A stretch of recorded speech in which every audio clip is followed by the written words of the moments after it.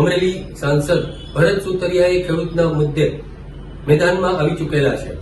અમરેલી સાંસદ ભરત સુતરિયા ખેડૂતો મુદ્દે મેદાનમાં આવેલા છે। ખેડૂતોને ખાતરની પડતી મુશ્કેલીને લઈને સાંસદ ભરત સુતરિયાએ ચીમકી આપેલી છે। ખાતર ડેપો અને એગ્રો સંચાલકોને સાંસદ ભરત સુતરિયાએ ચીમકી આપતા જણાવેલું છે કે ડીએપી ખાતર સાથે અન્ય ખાતરની થેલી ફરજિયાત નથી।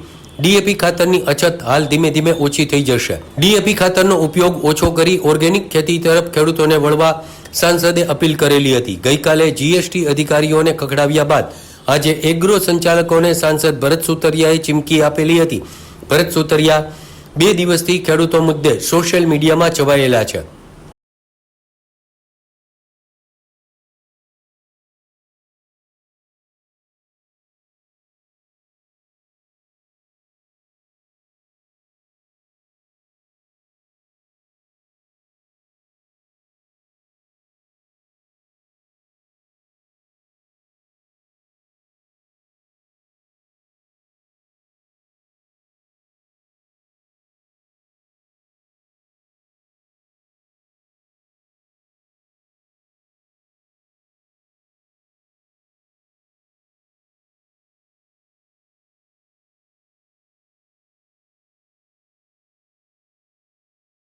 ખાતરની અછત છે, જે ખાતર ડીએપી મળતું નહોતું, જે તમામ કંપની ડીએપીની જે કંપનીઓ છે તે બંધ હતી, પણ સરકારે પ્રયત્ન કરી અને શરૂ કરાવ્યા છે।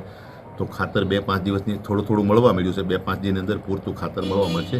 મારો પ્રશ્ન એ હતો કે જે ખેડૂત ખાતર લેવા ડેપો પર જાય છે અથવા એગ્રો સેન્ટર ઉપર જાય છે, તો એને જે ખાતર લેવું છે એની સાથે બીજા 1-2 બોરી આપે છે।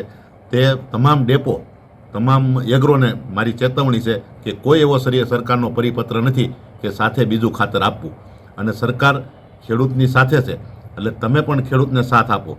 બીજી વાત, હું ખેડૂત મિત્રોને પણ કહું છું કે આપણે ધીરે ધીરે ડીએપીનું વપરાશ ઓછી કરવાની છે, કેમ કે નરેન્દ્ર મોદી સાહેબ, આપણા વડાપ્રધાન જો એમ કહેતા હોય કે આપણી ખેતી ફળદ્રુપ રહી નથી અને આપણી જૂની જે ખેતી પદ્ધતિ છે ઓર્ગેનિક ખેતી પર આપણે જવાનું છે, પણ હું ખેડૂત તરફથી મને ખાતરી છે કે 1-2 વર્ષની અંદર ખેડૂત ધીમે ધીમે ડીએપી ઓછું કરી અને સાવ નાબૂદ કરશે, એવું મને ખેડૂત પણ મને સાથ સહકાર આપશે એવી મને ખાતરી છે।